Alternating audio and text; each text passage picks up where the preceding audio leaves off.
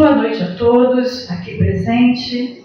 Boa noite também aos nossos irmãos que nos acompanham pelo nosso canal no YouTube Centro Espírita Miguel Oficial. Sejam todos bem-vindos. Pedimos aos nossos irmãos que nos acompanhem em casa que coloquem uma vasilha, com água, para essa água poder ser fluidificada no decorrer de toda a nossa reunião. Nós vamos dar início com o nosso irmão Edivaldo, fazendo a página de preparação. Vamos prestar bastante atenção nela, que as mensagens têm muito a nos ensinar. Depois eu farei a prece e depois a nossa irmã Cíntia trará a mensagem do Evangelho da noite de hoje. Uma boa noite a todos vocês. Uma boa noite para você também que está nos acompanhando através do nosso canal no YouTube.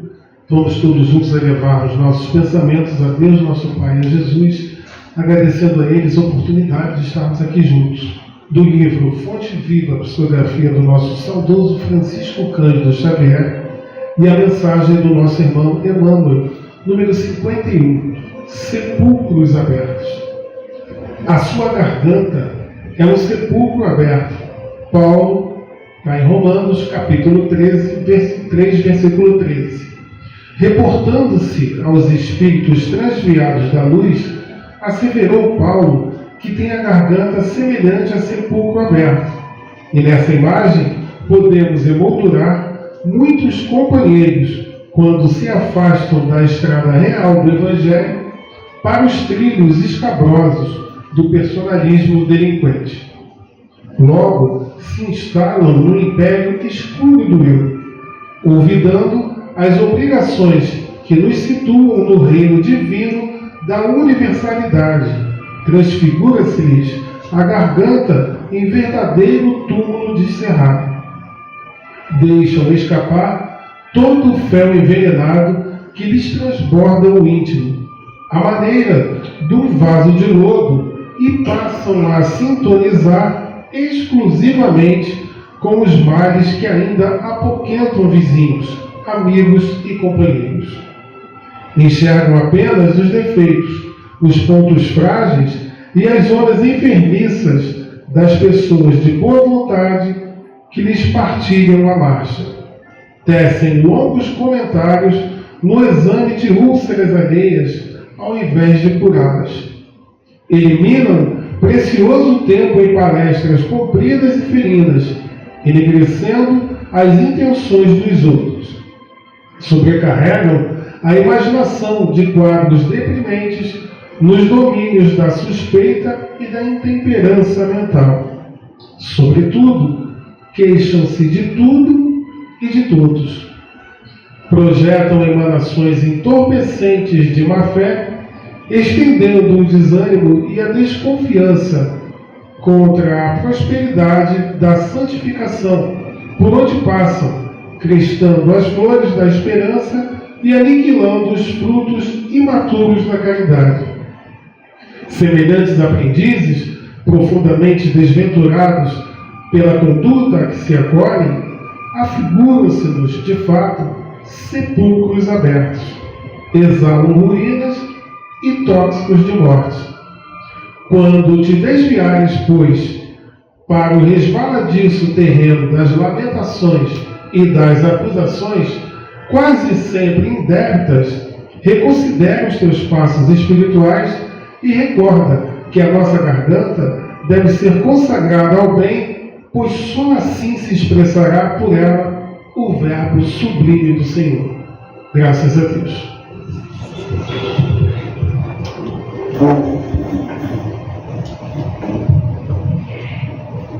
Graças a Deus, envolvidos nessas vibrações, queremos te agradecer, Divino Mestre, por mais esse encontro contigo, por mais essa oportunidade que o Senhor nos permite reunirmos em teu nome, para podermos, Senhor, fazer reflexões diante do teu Evangelho.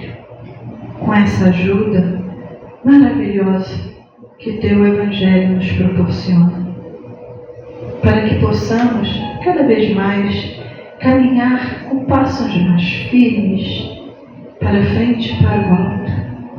Caminhar com passos mais firmes com o teu Evangelho, que tanto nos esclarece, nos orienta e nos liberta. Muito obrigado, Senhor, por essa oportunidade bendita. Mas também queremos te rogar, Senhor, que essas mesmas vibrações se estendam, Senhor, a toda essa humanidade que tanto precisa de Ti. Que teus missionários da luz acolham a esses irmãos que se encontram em zonas de conflito, mas também a esses irmãos que se encontram ainda atormentados em seus pensamentos e sentimentos, Senhor. Assim como aqueles irmãos que se encontram nas ruas, nos asilos, nos manicômios, nas penitenciárias, nos hospitais, nos orfanatos, enfim, Senhor, onde houver um irmão em sofrimento, que teus missionários os toquem e ajude no seu despertar. E a nós que aqui estamos, Senhor, só temos a te agradecer por essa oportunidade bendita e pela companhia dos nossos mentores espirituais, dos mentores espirituais desta reunião, a esses espíritos abnegados que trabalham aqui junto conosco e que sabemos nós que são eles, os dirigentes e trabalhadores oficialmente. Mas também queremos te agradecer a Catuíte, nosso patrão, nosso mentor, a Miguel, a todos que estão aqui envolvidos e nos permitindo nos reunirmos. E assim, Senhor, envolvidos nessa vibração, nós te pedimos a permissão para iniciarmos a reunião de fluidoterapia da noite de hoje. Graças a Deus, graças a Jesus. Vamos ouvir a nossa irmã Cíntia, com a página do Evangelho da noite de hoje. Boa noite a todos. Na noite de hoje, a gente vai estudar o capítulo 20 do Evangelho segundo o Espiritismo, que tem como título geral Os Trabalhadores da Última Hora, né? E o último item desse capítulo, que é o item 5, Os Obreiros do Senhor. Bom, quando eu comecei a estudar, a pesquisar, né, sobre esse capítulo e principalmente sobre esse item, o que me chamou muita atenção foi essa questão do trabalho. Como o trabalho tem uma conotação diferente na vida das pessoas, né? Para alguns, o trabalho é um fardo, é um peso, é uma obrigação, é algo que a pessoa tem que fazer porque precisa e ponto. E muitas das vezes esse mesmo trabalho para outras pessoas já é sinônimo de alegria, de realização pessoal, de satisfação, de progresso, oportunidade de progresso. Isso tem muito a ver com a nossa bagagem, né? De tudo, da nossa existência, tudo que a gente vivenciou ao longo da nossa trajetória. E por isso tem essa conotação tão diferente para cada indivíduo. Aí eu fiquei pensando, trabalhadores da última hora, obreiros do Senhor. Esse capítulo começa com a parábola dos trabalhadores da vinha. E aí eu fiquei me perguntando, eles já estudaram, né? A parábola da vinha, o capítulo está no último item, falo ou não falo? Mas as parábolas de Jesus têm tantos ensinamentos e tantas camadas que dificilmente uma pessoa aborda a mesma coisa que outra e sempre tem conteúdo para a gente aprender e extrair, né? Então eu vou falar sobre a parábola da vinha. E aí eu vou falar ela com as minhas palavras, bem resumidamente, para a gente fazer, recapitular, né? Para entrar no item obreiros do Senhor. Bom, o senhor de uma vinha, tinha uma vinha muito grande, precisava de trabalhadores, né? E ele se dirige a uma praça onde tem pessoas que ficam ali à disposição, como se fosse um ponto de táxi hoje em dia. As pessoas ficam ali à disposição, esperando serem convocadas para o trabalho. E ele foi a essa praça e convidou um grupo. E fez o convite. Você aceita trabalhar na minha vinha? O expediente começa às 6 da manhã e acaba às 18 horas. 12 horas de trabalho e no final do dia eu te pago um denário. Aceitaram e foram para a vinha trabalhar. Muito bem, né? Assinaram lá o contratinho, eu quero. Na terceira hora, por volta de 9 horas da manhã, o senhor percebeu que sua vinha era grande demais e precisava de mais trabalhadores. Então ele se dirige de novo a essa praça, convoca um outro grupo e fala: você começa a trabalhar agora e eu te pago o que for, vai até às 18 e eu te pago o que for justo. Note que ele já não fala mais um denário, que é a moeda da época. Eu te pago o que for justo. Quem aceitou foi para vir trabalhar. Na sexta hora, por volta de meio-dia, faz esse mesmo movimento, esse mesmo convite, esse mesmo acordo. Te pago um denário. Quer dizer, o que for justo. 3 horas da tarde, novamente. Faltando 1 hora para o expediente trabalhar, na 11ª hora, ele voltou à praça, viu umas pessoas e falou: por que vocês estão aqui sem fazer nada? Não estão trabalhando? Vão trabalhar na vinha. Eles não respondem: não recebemos o convite, não nos ofereceram salário. E aí, o senhor convidou e eles foram. Faltava 1 horinha para acabar o expediente. Bom, acabou o expediente, o senhor pede para o seu administrador chamar essas pessoas que trabalharam para fazer os pagamentos. E que começasse dos últimos, de quem trabalhou apenas 1 horinha.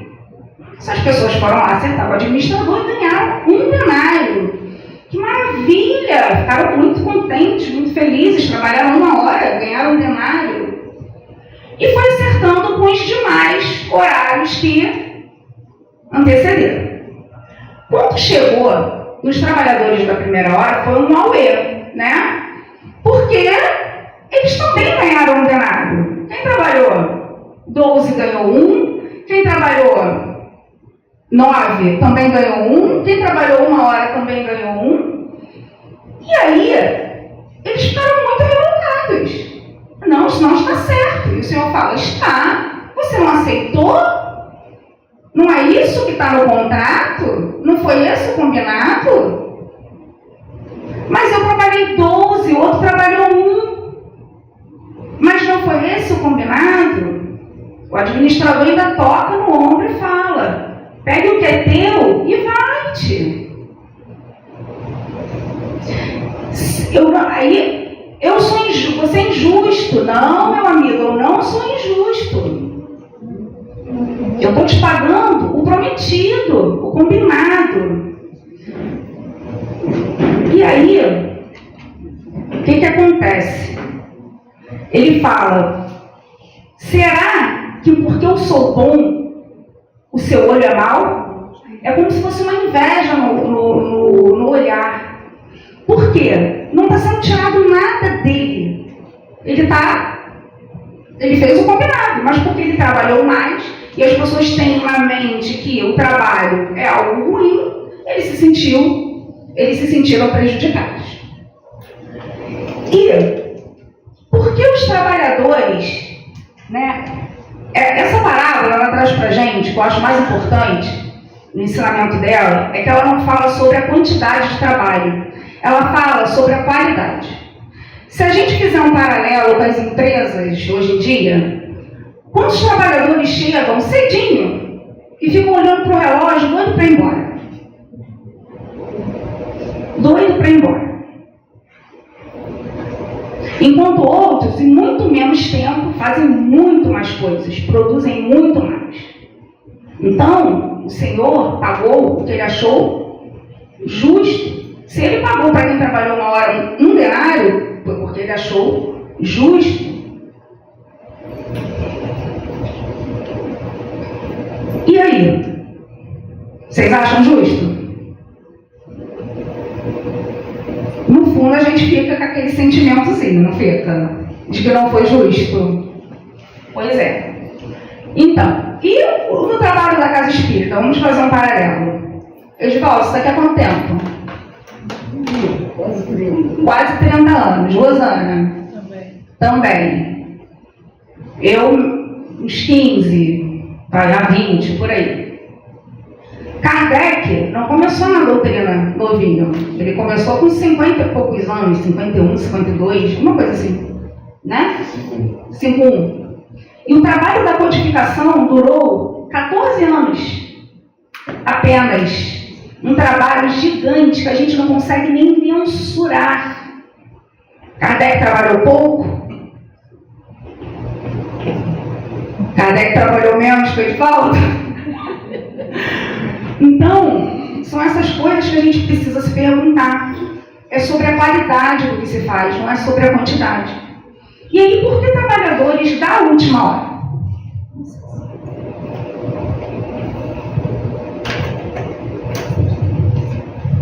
Nós estamos passando por um momento de transição planetária, né? Não é segredo para nós espíritas, a gente já vem recebendo essas comunicações há bastante tempo, que nós estamos nesse período. O planeta Terra está passando por uma transição, deixando gradativamente seu estágio de provas e expiações, essa categoria, e adentrando no planeta de regeneração. E nós somos os trabalhadores da última hora. Nós somos quem? Nós quem? Qualquer pessoa que esteja realizando algo de bom, algo transformador em si, primeiramente, dentro da gente, e para o outro, e para o mundo que a gente vive, né? Para o nosso planeta. No campo da religião, nós espíritas, outros irmãos de outras denominações religiosas, no campo das ciências, no campo da educação, da saúde, das artes, todo mundo que está fazendo algo de bom, transformador, renovador, é um trabalhador da última hora. E última hora, porque se a gente não conseguir se aprumar agora e fazer essa transformação para melhor agora, a gente não vai poder mais habitar esse planeta. A gente vai ter que ter outra casa para morar. Eu pretendo continuar aqui. Eu acho o planeta Terra maravilhoso. Eu pretendo continuar aqui. Então, essa é a hora, né? E aí, quando a gente pensa que nós somos também os trabalhadores, né, os obreiros do Senhor, nós aceitamos o convite, não aceitamos? De Jesus. Nós somos os trabalhadores do Senhor? Não seria muito apropriado a gente fazer uma pergunta a Ele para ser... Eu quero ser um bom trabalhador, mas o que eu faço? O que eu faço? E se a gente fizesse aquela tão famosa pergunta para Jesus? Senhor, o que queres que eu faça? Para saber exatamente o que Ele quer de nós. Ele responderia? Ele responderia? Bom, não tem como falar essa frase, Senhor, o que queres que eu faça, sem a gente voltar o nosso olhar para a figura de Paulo. Não tem. Paulo via Jesus como um impostor. Paulo decidiu que ia exterminar o cristianismo da face da terra. Ele prendeu centenas de cristãos. E quando ele estava indo prender um outro cristão que ele odiava, porque era o responsável por converter a sua noiva ao cristianismo, ele estava passando pelo deserto para ir prender esse cristão. ele tem o seu contato com Jesus. No livro, Paulo Estevão narra muito bem que ele não consegue distinguir o que é sol e o que é a luz de Jesus. Ele, na sua fragilidade humana, se depara com Jesus em toda a sua glória. Ele não se depara com Jesus também na forma humana. Então, naquele momento, ele viu, não, eu estou errado. Todos que eu aprendi estão certos e eu estou errado. Não é mesmo? Se é olho por olho, dente por dente, estou banguela. Acabou. Não é? Só que Emmanuel deixa isso bem claro também, bem claro no livro, que quando Jesus se aproxima de Paulo e toca seu ombro, ele não se sente constrangido. Mesmo tendo cometido todas essas atrocidades, ele não se sentiu constrangido. Nós também, muitas das vezes, não agimos como... Paulo não, gente, é Saulo. É Saulo. Estou falando de Saulo o tempo inteiro, porque ele é Saulo, né? E aí, ele não se sente constrangido. Muitas das vezes a gente não age como Saulo. A gente não é violento nas nossas palavras, com o irmão. Muitas das vezes a gente também age, né? Porque existem várias formas de violência. E muitas das vezes nós agimos também. É preciso a gente encarar esse fato. E aí, no livro deixa isso muito registrado, que quando Jesus se aproxima, ele se sente profundamente amado. Profundamente amado. Olha, gente, que encantador. E esse é um grande problema dos trabalhadores que trabalham para Jesus não se sentirem amados por ele. Porque aí a gente não consegue dar propósito à tarefa. E a gente começa a tentar achar significado em disputas de cargo, de colocações, de coisas que não tem importância alguma. E aí a gente mais atrapalha do que ajuda. E quando Paulo se sente esse amor de Jesus por ele e se dá conta do equívoco, ele faz a pergunta: Senhor, que queres que eu faça? E Jesus responde com um pedido. Isso tem uma página do livro Caminho, Verdade e Vida que a gente já estudou na educação mediúnica. Ele pede trabalho. Ele pede trabalho para um homem que está com as mãos sujas. Sujas. E se nós pedíssemos trabalho para Jesus, as nossas mãos estão limpas? Se a gente pudesse ver o histórico das nossas encarnações, a gente veria a gama de bobagens que a gente já se meteu, né? Nossas mãos também estão tão sujas quanto a de Paulo. Por isso que eu quis trazer. Porque a gente olha para Paulo e a gente vê uma grandiosidade tão grande no trabalho dele, na figura dele. E quando acaba, tem pontos em comuns. Tem sim. E aí a gente, né? Ele fez a pergunta e ele pediu trabalho. Se a gente perguntar para Jesus, Senhor, que queres que eu faça? Com certeza também ele vai pedir trabalho. Porque Jesus é o mesmo. Daquela época e de agora. Ele não mudou, ele não tem preferidos. Se ele pediu para Paulo, ele está pedindo para a gente também. Basta a gente se colocar à disposição. E o maior trabalho de Paulo, na realidade, ao meu ver, isso é uma opinião pessoal, apesar de ele ter feito muita coisa, né? Muita coisa. Eu aposto assim que eu tenho verdadeira admiração. A maior transformação que ele fez foi dentro dele mesmo. Foi se transformar. E aí, a partir daí, Paulo começa a botar toda a sua alma em todos os trabalhos que executa.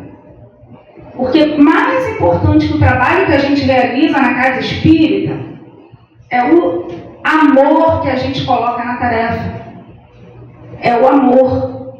Porque um dia o trabalho não vai existir mais. Um dia pode ser que a casa de Miguel não exista mais, já não necessite mais dela. Pode ser que um dia esses trabalhadores que estão aqui sentados estejam fazendo outras coisas em outro lugar. As tarefas vão mudando, os trabalhos vão mudando. Mas o que você aprendeu e se transformou com esses trabalhos, isso é o que fica dentro da gente. E por isso que Jesus pede para Paulo e pede para a gente trabalho. Porque é através do trabalho que nós limpamos as nossas mãos. Bom, agora eu vou entrar propriamente no tema, né? Apesar que está tudo interligado, nós somos os obreiros do Senhor. E eu vou ler só o iniciozinho da mensagem, que fala assim: os obreiros do Senhor, atingiste o tempo do cumprimento das coisas anunciadas, ou seja, chegou a hora do Consolador prometido virar cumprido, para a transformação da humanidade. Felizes serão aqueles que tiverem trabalho na seara do Senhor com desinteresse e sem outro móvel senão a caridade. Então, há uma condição para a gente ser um verdadeiro obreiro do Senhor. É ter como objetivo a caridade consigo e para com o outro. A gente não pode esquecer dessa transformação íntima, porque, como muito bem a Rosana diz, a gente só dá o que tem. Então, a gente precisa se transformar para poder dar. Porque na nossa jornada evolutiva, né, a gente vem caminhando. A gente aprende a dar, muitas das vezes se livrando de algo só apenas, mas já é o início. Depois a gente aprende a doar, que é quando a gente doa, já sabe que aquilo tem um impacto na vida de quem recebe. A gente já bota um carinho naquilo ali. E quando a gente aprende a se doar, que é a parte mais linda, porque a gente tira da gente, a gente tira de nós. E falando em mundo de transição, está perto de acabar, né? Falando em mundo de transição, a gente pode pensar que no mundo de regeneração não tem lugar para gente. Só que no mundo de regeneração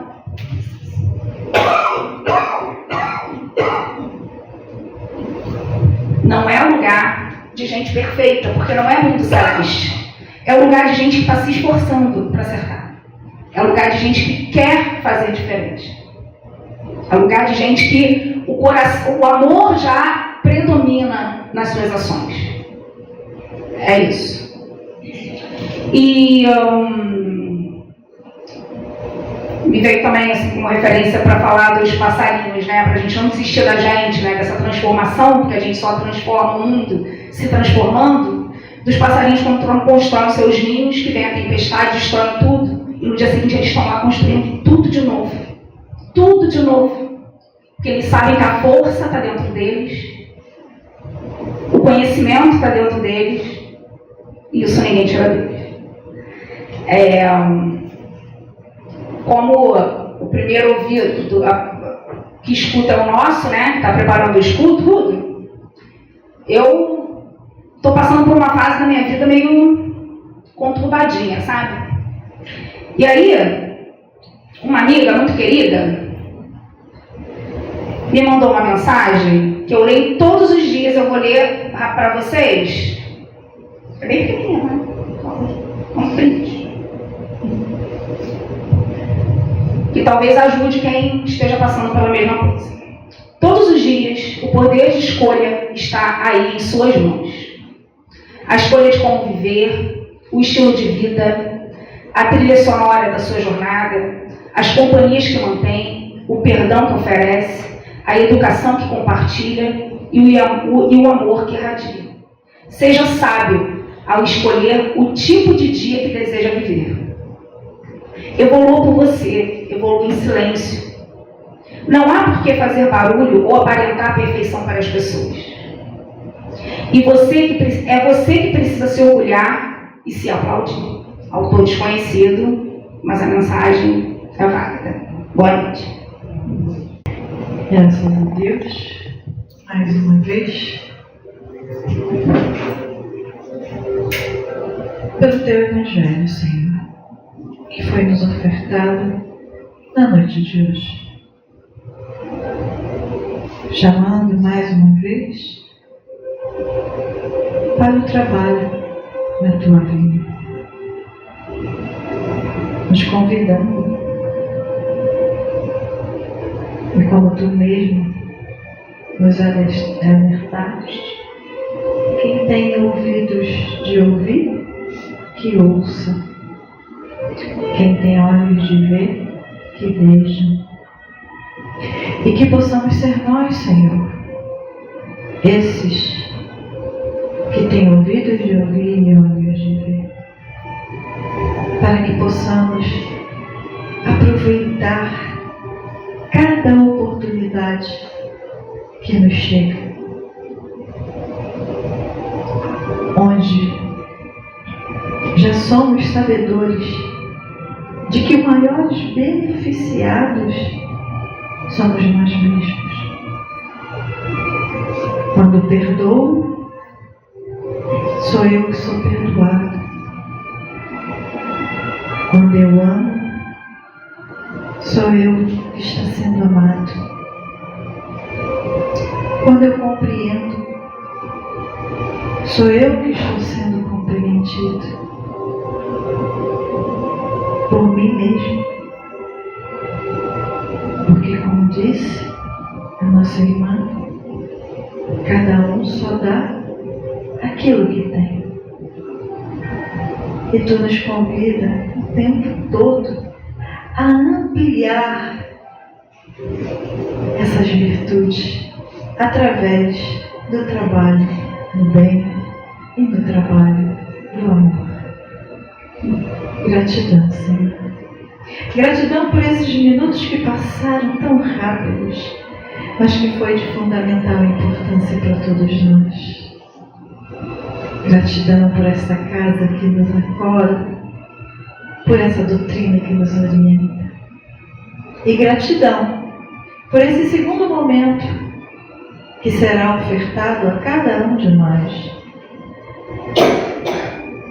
Mais juntinho, mais profundamente, através do passe. Fique conosco, Senhor, nesse segundo momento, mas também agora e sempre. Que assim seja, graças a Deus.